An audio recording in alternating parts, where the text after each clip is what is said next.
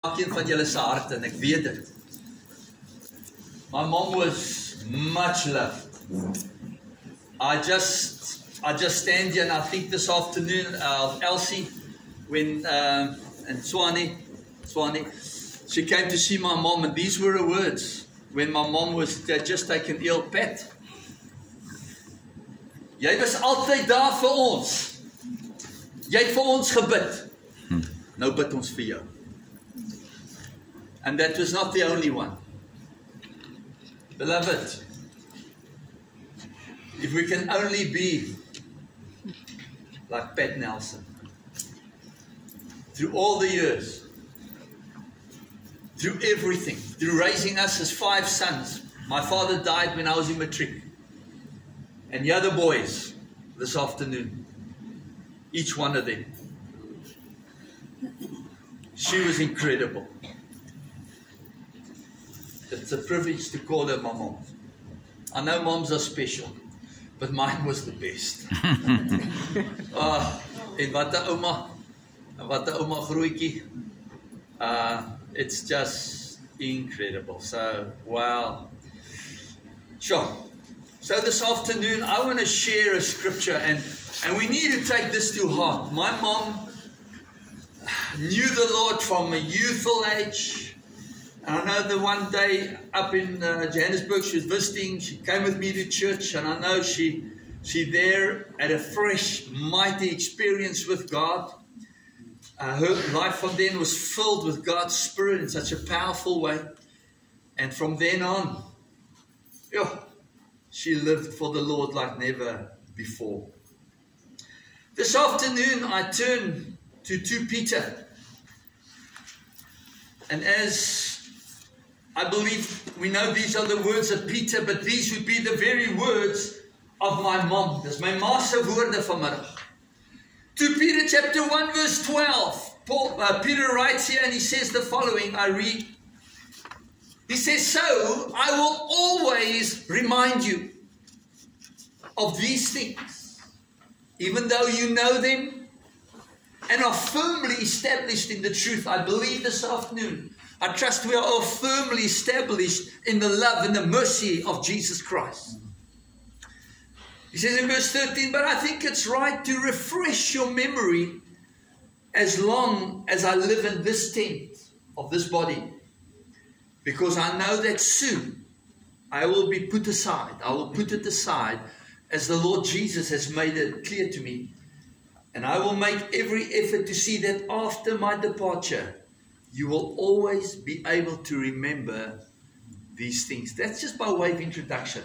My mom would say this afternoon, you know, if there's any way, remember my life, remember my love, remember my words, and remember what Christ has done on the cross. Because that is what has seen me through. And Peter writes here to the church, in times of persecution and battle, dit gaan rof met die kerk.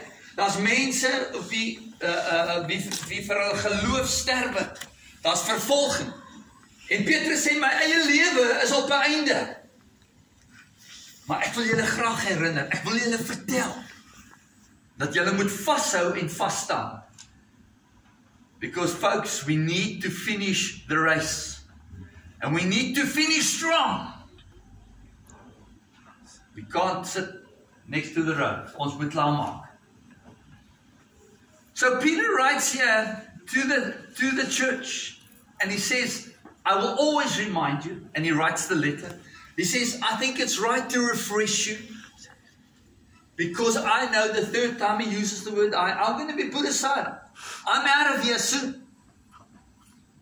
As with my mom, when she breathed out her last breath on that Friday, I want you to know the very next breath she took was the breath of heaven.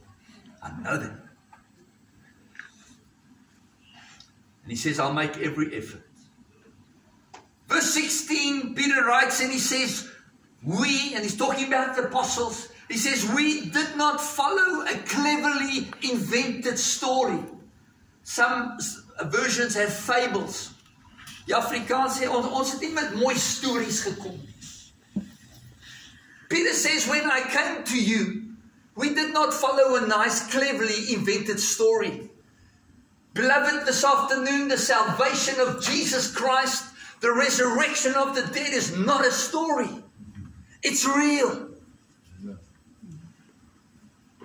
And Peter says it's not a story. You know what? These modern days, what can you believe? You dare not believe what you read on Facebook. You dare not believe what the world dishes up. The first thing you should ask myself, but is this genuine? But Peter says, I did not come to you with a nice little story that man has invented. He says, we did not come to you when we told you about the power of the Lord Jesus Christ. The power to save, the power to change your life. And secondly, he says about the power of the Lord and the coming of the Lord Jesus Christ.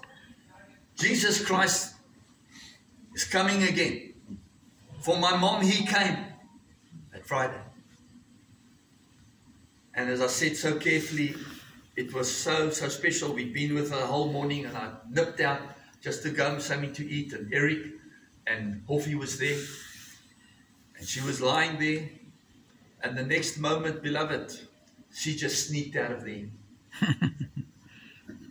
She was gone. There was no gesukkel.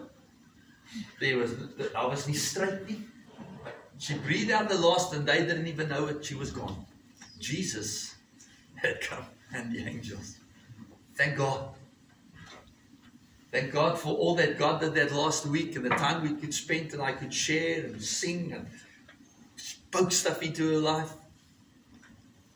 And that day, he came. But Peter, why are you so convinced? Petrus, hoe kan jy so seker wees? Listen what Peter writes here. He says, we did not follow all these stories when we told you. The second part of verse 16, he says, but we were eyewitnesses. Ons was getuies. In a court, you know, of the strongest testimony that there is that of an eyewitness. Someone who said, I saw, ek het gehoor, ek was daar. En Petrus sê, julle moet weet, ek was daar. Ons was ooggetuienis.